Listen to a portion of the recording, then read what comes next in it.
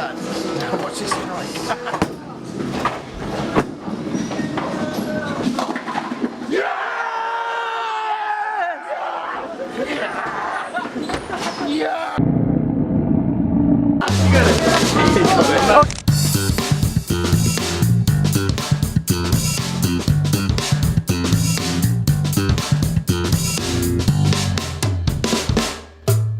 This episode of The D-Pad is not brought to you by Microsoft in any way, shape or form. Hi, what's up there guys? As you can see, this episode is not brought to you by Xbox, but it does lead us on to our next topic very quickly. Some dodgy dealings going on with Xbox One promotion and some YouTube users. Yeah, Microsoft have been bad. I mean, Dirty. everyone's been known for trying to kind of promote their products through YouTube. But Microsoft's been they've gone up one different. They've tried to go and specifically go to YouTubers with high view counts and subscribers. Game-related subscribers. Yeah. Oh, sorry, YouTubers, yeah. And they've gone and told them that if they get positive reviews about their Xbox using the specific tag of Xbox One MI1, right, that they can get an extra $3 per views. I mean, it's different because some promoters have done this before, but never have they had to actually sign a disclaimer saying that they're not allowed to speak about it. Yeah, I saw that, or speak about Xbox negatively. Yeah, that's very strange. Or any of the games or any of their associates. Nothing. Right, okay. I mean, that's quite a substantial amount of money as well, actually, Yeah. when you think about how much people actually make per view, and then off of advertising through YouTube. I mean, an extra $3 per $3 per 1,000 views. I mean, 500,000 views. Yeah, I mean, you look at some of our favourite YouTube channels. Yeah. I mean, we get 500,000. I mean, yeah, easily. Yeah, no problem. Okay, So yeah. right, so you've got 100, how many subscribers? Would you be tempted to take Xbox up on their offer? That's a lot of money. It is a lot of money. Easy money as well. I mean, yeah. Well, it's practically money for nothing, isn't it? Yeah. I mean, the thing is, you've got to make a living. I mean, and I think people don't like to think, will people sell out? Will some of my favourite YouTubers sell out in order to do this? Yeah. But at the same time, it's an amazing opportunity for people to make some, serious cash off of what they're doing. Personally, I don't really agree with it because once this starts off, where does it stop? Do PlayStation get involved? Yep. Do some of the lesser contenders in the console race, like Nintendo, do they think, actually, a little bit of expense for a lot of gain? Yeah, myself, I think I'd be quite annoyed if some of my favourite websites I visit were no longer impartial. Yeah, I agree. Just some big money hat from Xbox going. I mean, that's the big thing. Who can you trust at the end of the day? If that's the case? They've been announced that massive subscribed YouTube channels have been approached directly by Microsoft saying, we're going to give you an Xbox One free before the launch of the Xbox One. Right. Just as you can say something good about it. So this has been going on since the launch of the Xbox? Yeah, it's only been announced. I think it's Mashima that's actually come out and said, yes, it is. We're going to say this is what they've tried to make us sign. I mean, $3 per 1,000 views plus a free Xbox. I mean, who's going to turn that down if you've got a popular but not massive YouTube channel just trying to push it out? It's not just that. What I worry about is, this has been going on since the release of the Xbox One. I mean, how do we know? I mean, how many impartial views or impartial advice have you had from people online about said console, and they've already, taken that internet bribe? How do you feel about that? It is a bribe. That's essentially that's what it is. Do you think it comes off the tailcoat of the sort of the bad publicity they had in comparison to the PS4 and Sony sort of upbringing? Oh yeah, I definitely. I think they took a huge hit in the console race before release. Definitely. Yeah, because it was the you can't use your mates' games, you can't use pre-owned games, constantly online, constantly connected to Connect. Yeah. Which they've all come back on. Yeah, I mean, even now though, the connectivity with Connect can still be a problem. You can take it out to use the console, fine. Yeah. But I mean, at the same time, there are times when we just go, please connect the sensor. I'm watching you. So I haven't got that trouble. Yeah, no, you don't obviously, but no. Well, from sort of dodgy dealings from one company to another, you've got a story for us on, is it King.com? King.com, yes. Brought to our attention by Lee. Thanks, Lee. We've got that King.com have apparently put in a copyright or patent for the word candy and also saga. You told me this about sort of 2 hours ago, and I was just like, what? Yeah. They've put a patent so that any, I don't know if it's any entertainment or if it's actually any release, but apparently you're not allowed to use the word candy or saga in any release of anything that's coming up. I just think it seems ridiculous. Like the whole I'm thing still is laughing. just... This is just like... Fuck that. That means no Twilight Saga game. Oh, Straight out, no Twilight Zone game. But I mean, anything. I really wanted to be that emotional bitch who couldn't choose between one vampire or a werewolf. I needed some sort of man in my life to make it happen.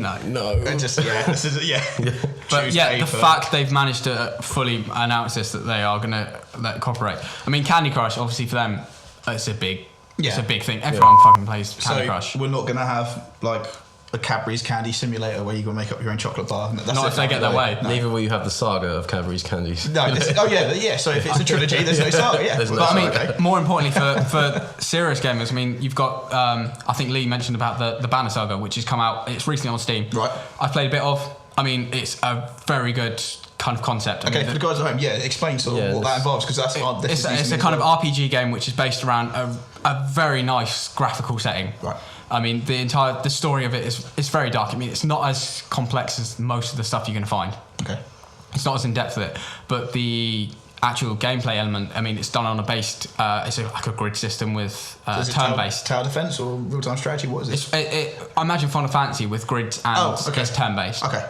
It's kind of done that. You get a select amount of warriors which you put up against another. It's a pretty unique kind of combat system, but unfortunately, from what I've played of it, it's a bit repetitive on every kind of boss or player you come against is kind of the same, but nothing taken away from the game and how unique it is. Right, okay. So this is the problem now, is that the fact that they do this, that's popular on Steam, and if it's going to come to one of the consoles, which everyone's hoping it's going to, if they come up with this, it's going to stop every single aspect of that. Wait, would it still be available on Steam? I mean, can they? That's the thing. Take it off the market, or is that just unknown? We'll have to rename, because I know Square Enix have got a load of stuff which, if this pattern comes into effect, then they'd have to rename. Or I mean, for a company like Square Enix, though, I mean, they're a huge company. That's not such a big deal. But for smaller independents, smaller independents that are already out there, that could be a huge, a huge knock-on effect. So there's a theme already developing to this week's episode is making money. We could we could sort of turn around and say, well, we're going to market the word "the."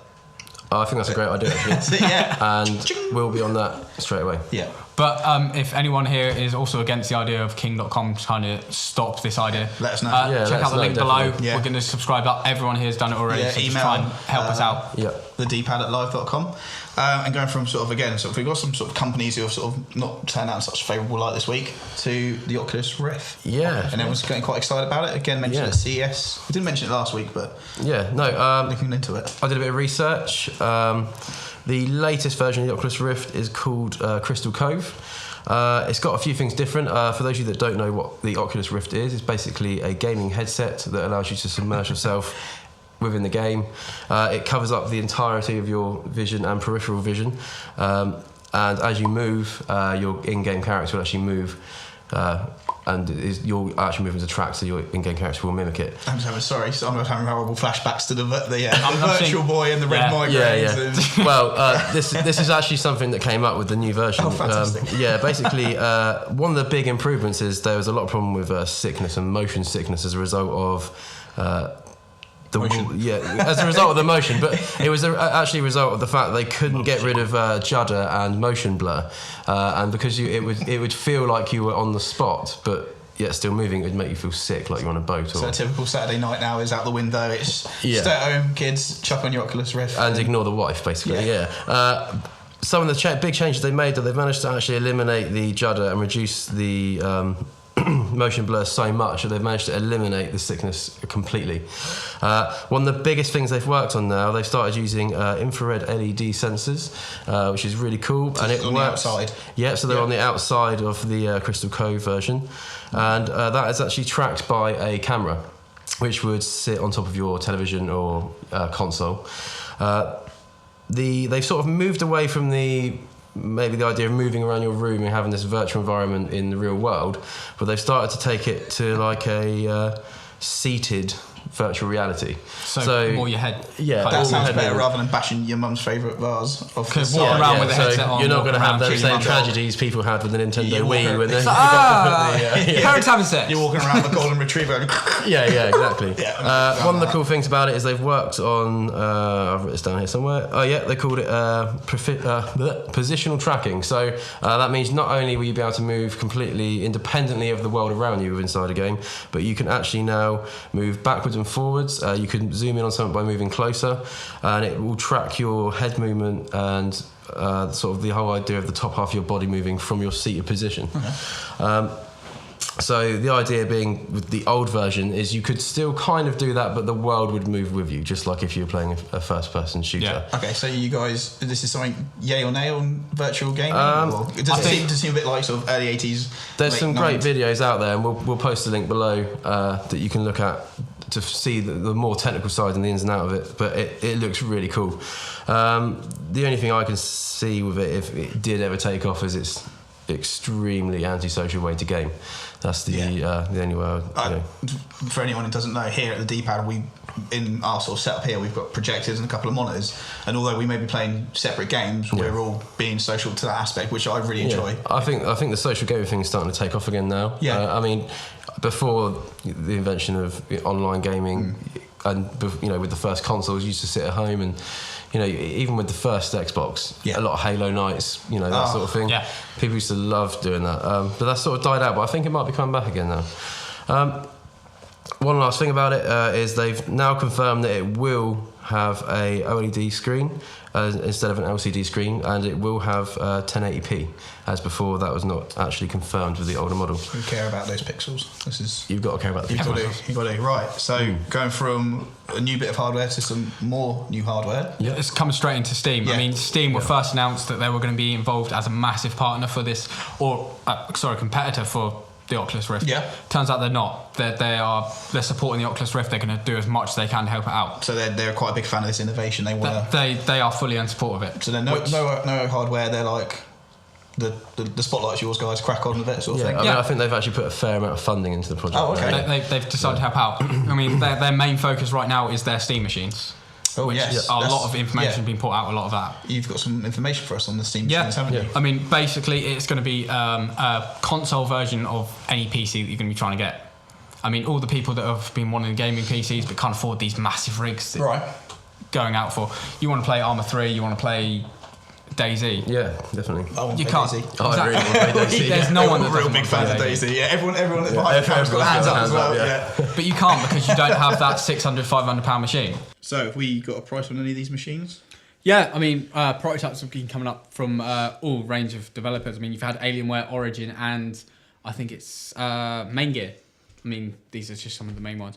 But obviously coming up from Alien Gear, you've got Alienware, you've got the Bolt 2 coming in at... Means nothing to me, so you got to go in there. Bolt 2, console gamer here. It's just the name they've come up for the Steam machine they've got to come up for. Right. Okay. So here and there are $2,500, which I mean you're looking at here about $1,500, $2,000.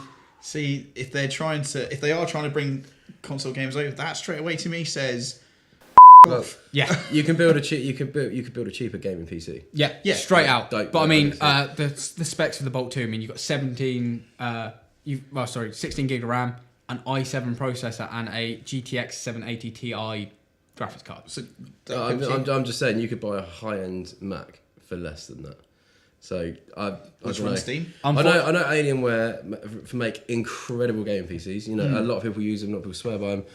I just think that's a lot of money. When I could go and buy a PlayStation 4 or an Xbox One. No doubt you're paying solely for that price of the fact that it's Alienware. Earlier on you said, we were talking about this in discussion, and we were saying, will it only run downloads you can get from Steam? Or that's it. At the moment, the only thing they've said it's an iOS exact Steam. So it's an operating system based on Steam. Origin have got their entire own system of downloads. Right. I mean, they've got the entire The Sims in EA-based products. I mean, so Origin is just EA back catalogue and the fact they've got an operating system coming out on Steam, that's a whole big deal. Whether or not that's going to be Steam incorporated or if they're just trying to emerge in on the Steam market, that's something whole new. Yeah. Okay. But I mean, the price range, unfortunately, like you said, it's bad for the high end. Alienware, I mean, I just think it's $2,000. Extortionately expensive. But I mean, iBuyPower have come up with an AD core, 8 gig RAM, and a Radeon GCA. Okay. I mean, cheaper. Yes. A more sort of pocket friendly. You'll be looking around about £300.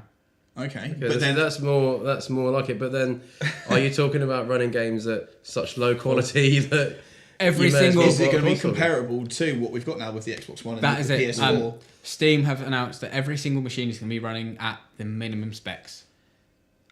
minimum. That's not recommended. That is the minimum specs. So every announcement that is going to be seeing, it's like, this is your minimum specs. So it's that little white sticker you get on the back of PC games that says you've got your recommended. This is ideally what you want, and a minimum it will run, but you can enjoy your screen full of shit. Exactly. You can enjoy 30 frames a second. Yeah. It's like watching dial-up porn, pretty much. If you try and, I'm so next gen now. 30 frames a second was so low. No, I'm done now. I can't go back. I think it's interesting though. I mean, like, it would be really good to hear from like you console gamers out there. I mean, I know for a fact that we all love the concept of DayZ. I mean, the standalone may be coming out for PS4, which I know we're all very excited either of the about. consoles, it will be PS4. And to be fair, if it comes out for PS4, I'm going to go buy a PS4. As a PC gamer, coming out. Well, you can tell we love it because this is the second episode in a row we've mentioned it. Exactly. We are not going to stop going on about this until this is out for PS4 or either home console. And yes, we hear you whining, why don't we go build a PC? I'm not down with that. It will break. I can't do that. It's mate, as a PC gamer, I want to see more people playing it. It's so selective. You can't have, we need a sub to run this. Just get a PC. Yeah, fair. It's not anything hard. Like well, the price puts people off. But I mean, if you can, like this, £300. It's not really the price PC. Though. For me, it's the upkeep. I mean, like I want to buy. I mean, like how long were the 360 and the PS3? They went on for what? 8 years. 8 years. You know, I have to go and upgrade my PC every 2 years. That's going to do my head in. I think. I'll tell you what would be good. I mean, what do you guys think? You know, send us in some messages. Let us know. Would you be interested in buying a Steam box? If you don't like PC gaming, why? You know, is it the same reason as us? Is it the cost? Is it the aspects for them to upgrade all the time? Because that's the only reason I don't have one is because I don't want to have to keep constantly upgrading what I used to game on. If I expect it to last. That's the main aspect. I think, like yourself, you've got the PS4. Yeah, happy with that. You know, you've got the graphics, you've got the quality, you want all straight there. Steam, as a PC gamer, I know that I've got the affordability. Mm-hmm. Like, we're all looking forward to Outlast. Yeah, well, we've got that straight out, and you unfortunately have to pay for a price for it, but you've got it a lot earlier than the PS4. Well, speaking of sort of money, for us, money troubles trying to buy a gaming PC, Nintendo. Oh yeah, you guys were quite shocked when I told you about this or reporting this. We say money troubles though. Interesting. What money trouble? It's a blip. It's a blip, but it's such a blip that everyone's seen it. Yeah. So it's been heavily reported, even on the BBC, the business channel. It was on there. Again, if you don't know, Nintendo this week announced a significant drop in the amount of consoles they were hoping to sell before the end of the financial year, down from 9 million Wii U units down to 2.8. 2.8. Yeah, we talked about it last week, saying if they're out of the race. I personally, in response to last week's episode, don't want to respond to our own episode. I don't think they are out. We can put a link into the first episode if you like. I mean, if Sega as a company can still survive, Nintendo would have no problem. Yes, I just think they're not seeing the bigger picture. Yeah, the basically the sort of logistics of it were that Nintendo's stock price, so every part of stock went down from around about $18 down to $15. Yep. It's not the lowest it's been. The lowest it's been, it was $11.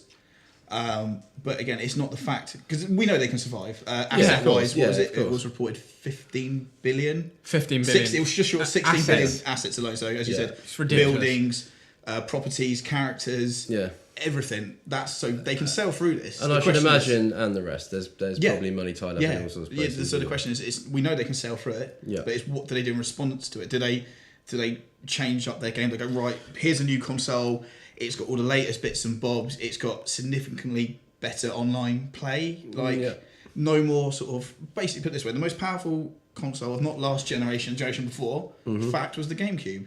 Yeah. No gimmicks. Yeah, true. Stellar online play. Like all the main games had online play. And then the Wii just kind of took this weird, just not even a U-turn, because that would have been it's good. Like an adjacent. It just went thunk. That's it. Yeah. And now this is kind of, now the Wii U is then a tangent of that. It's almost like two timelines. You've got the timeline where the Wii came out and now we've gone off it, and that's the one we've been left with. I think the problem I find with Nintendo is maybe they're going a bit gimmicky, and I think they go for a younger audience. They occasionally bring out the odd like Resident Evil or something for their consoles, but you always end up thinking, I don't know why I'm playing it on this, you know. Yeah, I would love to see a new, basically like a more not up to date, a more sort of hardcore Adult gamer, maybe more adult orientated game. I mean, they tried to console. do it with the what was the zombie game they brought out for the Wii, which was the whole like Zombie U. Zombie U. Zombie U, Yeah. Yeah, awful. It's like, oh wow, we've got a whole zombie game where Describe very you well myself die, there. you have to go and find your body. Congratulations, Daisy did it like a year before. Yeah, you. it's a shame. So what do you think their response will be? Would you want to see a new console, or do you want them to keep on playing with the Wii U? Well, like Trom so rightly said last week, I wouldn't like to see Nintendo disappear. No, I think I don't it think would any of us be would. it would be terrible for the console race just to be between PlayStation and Xbox. Yeah. I just think it would eventually, it would become a quite sterile marketplace. Yeah, competition's good. It pushes productivity. And to be fair, we've all had a razz on a Wii or a Wii U with your I've younger not touched the brother. Wii U. I actually played one at Christmas with my okay. brother, and actually, yeah, they're still pretty fun. Still pretty fun. Yeah, a couple of But how beers. long's that fun? Yeah. Okay, a couple of beers, yeah, they're pretty fun. But then after about an hour of him with my ass on Mario, I was like, you know what, this. Which I think this also ties in. The Steam console. I mean, this is going to bring out like accessibility and ease of access to your home gamers. I mean, you're going to be able to play Steam games. So you're going to be able to play totally get that, but everything. But I'm not going to go out and spend. Polar opposite. I mean, it's based on the home gamer console. Okay, so with the hardware they've got out now, what can they do with it? So, for example, right, they're not going to do a new console, which that would be quite good. If they actually announce that Nintendo, Yeah. We'd love that. So what would you think they're doing? Because the head chairman, he's not leaving. He's not going to resign. He's going to stay. Yeah. I'd like to see him bring out focus main on your more aspects. I mean, Mario. I mean, you've used the same concept for the last decade. Yeah, but those games they sell. They sell because they it's end up a child aspect. Yeah. Well, Galaxy 2, but they were good games. They I do enjoyed sell. them. I really, really liked them. There was had that sort of childlike addictiveness to it. I mean, they do sell, but for me personally, no Mario game is compared to Mario 64. That game was amazing, and I just don't feel that all the other Marios have got the character and the playability. I think that's pretty much all we've got time for this episode. I've got Jerome coming up with some more details on the competition we launched earlier. It's a bit revised, but you guys will get the hang of it. So this is Tabner and Rann and Ollie signing out. See you later, guys. See you later. Holla. Okay, guys, it's competition time again. Last week we brought you the photo competition, but in the last week we've had a bit of a rethink, a bit of a revelation, and we want to see your best games that aren't, that should be. In the description below will be our Facebook page, and it will show you some examples of what we've done. I mean, Time Team, the best first-person digger of 2000 AD. 2000 AD, Yeah, absolutely. the winner, the Bro Digger. It's amazing. It's going to be good. We've had FIFA Linesman. FIFA Linesman. Connect exclusive game of the year. It's magical. I'd play it. I want that game so badly. And basically, we want to see your ideas. It's not an art competition. If you haven't got Photoshop, bring your best paint skills to the table. Yeah. We're after the ideas here, so Yep. There will be a monetary value of around about. Well, it will be £20. Cha-ching. You're not believe how long that took to set up. So send your entries into the dpad@live.com, and we'll see you next time. Cheers, guys. See ya. I'm very happy. Thank you.